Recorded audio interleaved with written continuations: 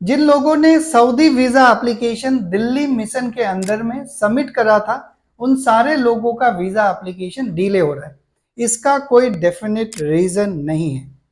कुछ सवाल हैं जिसका आंसर मैं इस वीडियो में दूंगा, ताकि जो लोग अपने वीजा एप्लीकेशन प्रोसेस होने का वेट कर रहे हैं, उनका माइंड थोड़ा सा रिलैक्स होगा, क्योंकि वो हर दिन एक अनसर्टेन सिचुएशन से गुजर रहे हैं, एंजाइटी से गुजर रहे हैं। बहुत सारे ऐसे एप्लीकेंट हैं जो अपने हस्बैंड से झगड़ रहे हैं कि आप अपना फॉलो अप नहीं कर रहे हो, या फिर आपकी वजह से डिले हुआ। ऐसा कुछ नहीं है।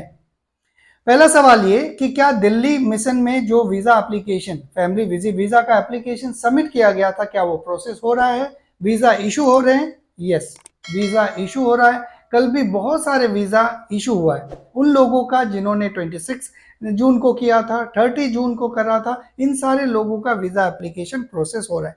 तो इससे ये क्लियर हो जाता है कि वीजा प्रोसेसिंग बंद नहीं हुआ है, वहां पे इशू हो रहा है। अगर आपका भी अगर वीजा एप्लीकेशन प्रोसेस हुआ है दिल्ली मिशन के अंदर, चाहे जो भी वीएफएस में आपने सबमिट करा हो, चाहे वो दिल्ली वीएफएस हो, कोलकाता वीएफएस हो, पटना वीएफएस हो, या लखनऊ वीएफएस हो, तो आप जरूर कमेंट में बताइएगा कि आपने अपना वीजा एप्लीकेशन कौन सा वीएफएस में सबमिट करा, किस दिन सबमिट करा, और किस दिन आपका वीजा इशू हुआ। उससे होगा क्या, जब मान लीजिए मैं अपना वीजा एप्लीकेशन प्रोसेसिंग का वेट कर रहा हूं, तो मुझे एक अंदाजा मिल जाएगा कि हाँ, मैंने भी इतने तारीख को किया था, उनका इतना दिन में हो गया, तो मेरा भी हो जाएगा।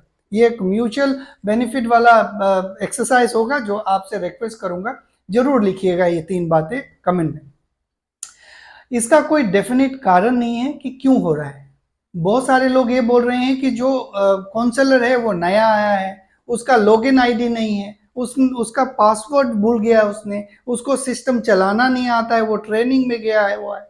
ये सारी बातें कर रहे हैं। वो यूजलेस बेसलेस डिस्कशन है, जिसके पीछे आप मत जाइएगा। बस ये मान के चलिए कि जो दिल्ली में वीजा एप्लीकेशन सबमिट होना शुरू हुआ था 16 जून से हुआ था, सेम मुंबई में भी हुआ था। अब दिल्ली में जो वीजा इशुएंस है वो पहला 6 जुलाई को हुआ था। 16 जून को सबमिट होना शुरू हुआ था और 6 जुलाई को पहला वीजा इशू हुआ था। तो मान लीजिए 20 दिन बाद पहला वीजा इशू हुआ। इन 20 दिनों में वीजा एप्लीकेशन सबमिशन बंद नहीं हुआ था, वो कंटिन्यू था।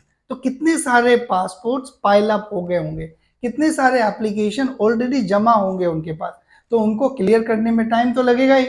अब क्लियर करने के लिए एक लिमिट होता है, एक दिन में इतने पासपोर्ट होंगे, वो प्रोसेसिंग चल रहा होगा। तो ये कोई आप कारण मान लीजिए कि उन्होंने लेट से शुरू किया वीजा इशुएंस, तो पहला जो लॉग है, जो लॉट है, उसे क्लियर करने में टाइम लग रहा है। ओके, बस ये मान के चलिए। अब आपके पास 2 रास्ते हैं।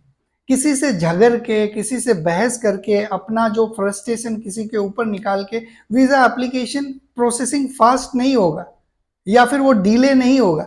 जब इशू होना होगा तभी होगा। आपके पास 2 रास्ता है। पहला रास्ता, वेट कीजिए अपना वीजा एप्लीकेशन प्रोसेस होने का।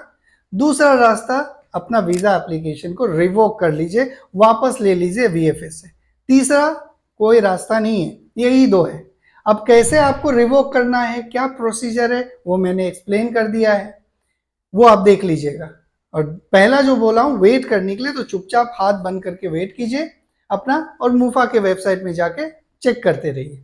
जिस दिन वीजा इशू होगा उस दिन से आप 4 दिन काउंट कीजिएगा, आपका पासपोर्ट आपके घर में, अगर आपने कोरियर ऑप्शन चूज करा है तो आपके घर में आ जाएगा। और एक काम आप और ये कर सकते हैं, अपना ईमेल रेगुलर चेक कीजिएगा, अपना मोबाइल को कभी कोई अननोन नंबर का कॉल मिस मत कीजिएगा।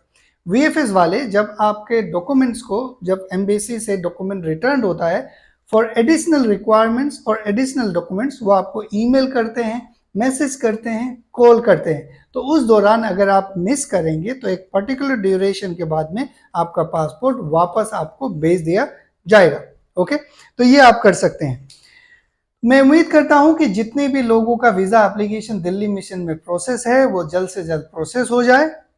और एक और बात, कई लोग ये भी बोलते हैं कि भाई सब लोग ट्वीट करो, सब लोग ईमेल करो।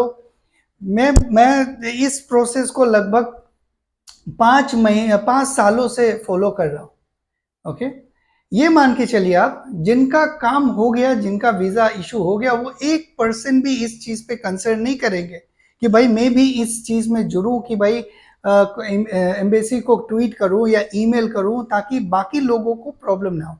मेरा काम हो गया, बाकी लोग बाढ़ में जाए, यही कॉन्सेप्ट रहता है। इसीलिए आपने मेरा भी इंगेजमेंट अभी नहीं देखा होगा ज़्यादा, ना मैं ईमेल करता हूँ, ना मैं ट्वीट करता हूँ, कुछ नहीं करता हूँ, क्योंकि जब अप्रोच ही ऐसा है तो आप अकेला क्या कर लेंगे, राइट।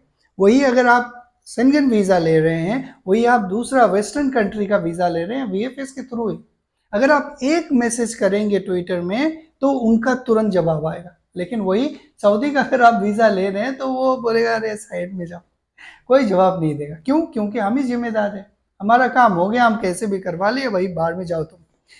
तो ये नेतागिरी यहाँ पे नहीं चलता है। जो भी ये झंडा उठा के चल रहे हैं कि भाई ईमेल करो, ये करो, वो करो, बस आप करेक्ट प्रोसीजर को फॉलो कीजिए, पेशेंस रखिए, आपका वीज़ा कभी ना कभी इशू हो जाएगा। अगर अर्जेंटली आपको आना है तो कोई दूसरा वीज़ा कैटेगरी के लिए वेट कीजिए। पासपोर्ट एक बार सबमिट हो गया तो उसमें भी टाइम लगता है।